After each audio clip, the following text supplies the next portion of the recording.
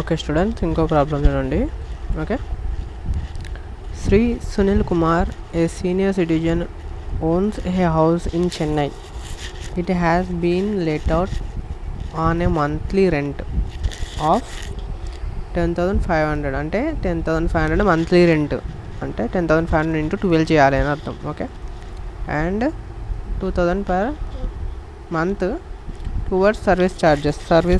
మనకి ఇలా ఏమేమి మన ఏంది ఈ టేబుల్లో ఏమేమి ఉన్నాయో అవి మాత్రం వేసుకోవాలి, వేరే ఏది ఇచ్చినా వదిలేయాలి. అన్నిటిని టేబుల్ ఏమేమి ఉన్నాయో కరెక్ట్గా మనం ఇదే అని గుర్తుపట్టి వేసేస్తే అయిపోతుంది అంతే. ఓకే, ఇది రాదు. ఓకే, తర్వాత మున్సిపల్ రెంటల్ వాల్యూ అంటే ఎంఆర్వి. ఓకే, గుర్తుపెట్టుకోండి అట్లా. సిమిలర్ హౌస్ అంటే ఫేర్ రెంటల్ వాల్యూ. ఓకే, అట్లా గుర్తుపెట్టుకోండి. ఇది కూడా పర్ మంత్, ఇందాక పర్ యానం ఇచ్చారు, పర్ మంత్ ఇస్తారు. ఓకే, అంటే అన్నీ 12 ఇంటూ 12 చేయాలని అర్థం. తర్వాత స్టాండర్డ్ రెంటల్ వాల్యూ కూడా ఇచ్చారు. ఓకే, తర్వాత లోకల్ ట్యాక్సెస్ అంటే లోకల్ ఏం ట్యాక్స్లు ఉంటాయి, మున్సిపల్ ట్యాక్సెస్ ఉంటాయి. సో మున్సిపల్ ట్యాక్స్ గుర్తుపెట్టుకోండి. ఫస్ట్ మున్సిపల్ ట్యాక్స్ ఇక్కడ వేసేయండి. ఓకే, ప్రాబ్లం స్టార్ట్ చేయగానే టేబుల్ వేయగానే ఫస్ట్ మున్సిపల్ ట్యాక్స్ ఇక్కడ వేసేయండి. గ్రాస్ అన్యువల్ తర్వాత చూసుకోవచ్చు. ఫస్ట్ ఇది వేసేయండి. తర్వాత ఈ lift maintenance charges, water repair charges ఏం రావు, సో వదిలేయండి. తర్వాత ఇంట్రెస్ట్ పెయిడ్ అండ్ లోను, ఇది రాదు, రిపేర్స్ రావు. తర్వాత interest paid and loan taken consider, ఇంత తీసుకున్నాడు, అందులో పెనాల్టీ ఇంట్రెస్ట్. ఓకే, ఇంత తీసుకున్నాడు, ఇందులో ఇంత 9,600 తీసుకున్నాడు, అందులో ఆయన ముందే 1,000 రూపీస్ కట్ చేసుకొని ఇచ్చిండు అనమాట ఆయనకు. ఓకే, 1,000 రూపీస్ కట్ చేసుకుంటే ఎంత అయింది?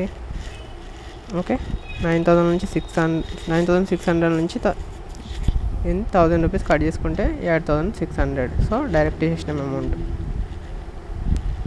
ఓకే, అయిపోయిన తర్వాత మనం ఇప్పుడు జీవీ క్యాలిక్యులేట్ చేద్దాం. ఓకే, సేమ్ ఫార్మాట్ రాసి స్టెప్ 1 ఏంది ఎక్స్పెక్టెడ్ రెంటల్ వాల్యూ అని రాసి హైయెస్ట్ ఆఫ్ ది ఫాలోయింగ్ అని కంపల్సరీ రాయాలి.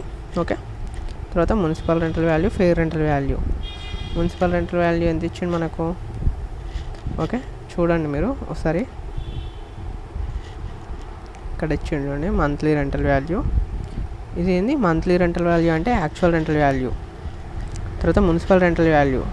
ఓకే, ఇది మున్సిపల్ రెంటల్ వాల్యూ 7,500. తర్వాత సిమిలర్ అంటే fair rental value, standard rental value.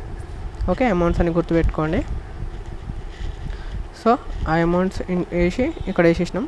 7,500 into 12 90,000. తర్వాత ఫెయిర్ రెంటల్ వాల్యూ 10,000 ఇంటూ 12 1,20,000. ఈ రెండింటిలో which is highest, first step which is highest. Okay, so highest ఏంది అది వేసేసినాం. ఎక్స్పెక్టెడ్ రెంటల్ వాల్యూ 1 అని చెప్పి అది వేసేసినాం. తర్వాత స్టెప్ 2లో calculation of expected rental value 2. తర్వాత ఎక్స్పెక్టెడ్ రెంటల్ వాల్యూ 1 అంటే ఇది ఇక్కడ వేసేసినాం. తర్వాత ఈ స్టాండర్డ్ రెంటల్ వాల్యూ ఎంత 8,400 ఇచ్చిండు. 8,400 ఇంటూ 12 వేస్తే 1,08,000 వచ్చింది.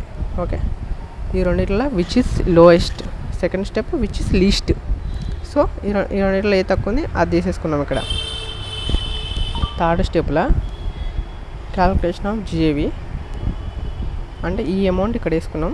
తర్వాత యాక్చువల్ రెంటల్ వాల్యూ, అసలు నిజానికి ఆయన ఇల్లు వాల్యూ ఎంత అంటే ఇక్కడ ఇచ్చి చూడండి. ఇగో మంత్లీ రెంట్ వాల్యూ 10,500 ఇంటూ 12 చేస్తే మనకు ఇంత అమౌంట్ వచ్చింది. ఓకే, సో ఈ రెండిట్లలో హైయెస్ట్ ఏంది 1,26,000. సో జేవీ ఈక్వల్స్ టు 1,26,000 ఇక్కడ వేసినాం. తర్వాత మున్సిపల్ ట్యాక్స్ ఫస్ట్ వేసినాం, మైనస్ చేసినాం, ఇంత వచ్చింది. నెట్ యాన్యువల్ వాల్యూ ఇంటూ 30% చేస్తే మనకి ఇంత అమౌంట్ వచ్చింది. తర్వాత ఇంట్రెస్ట్ లోన్ టేక్ అనేది ఫస్ట్ వేసేసినాం. ఈ రెండింటిని యాడ్ చేస్తే ఇక్కడ అమౌంట్ వేసుకొని తర్వాత ఇందులో నుంచి ఇది మైనస్ చేస్తే మనకు వచ్చిన అమౌంట్ ఉంటుంది చూడు, అది income from house property. Okay, clear.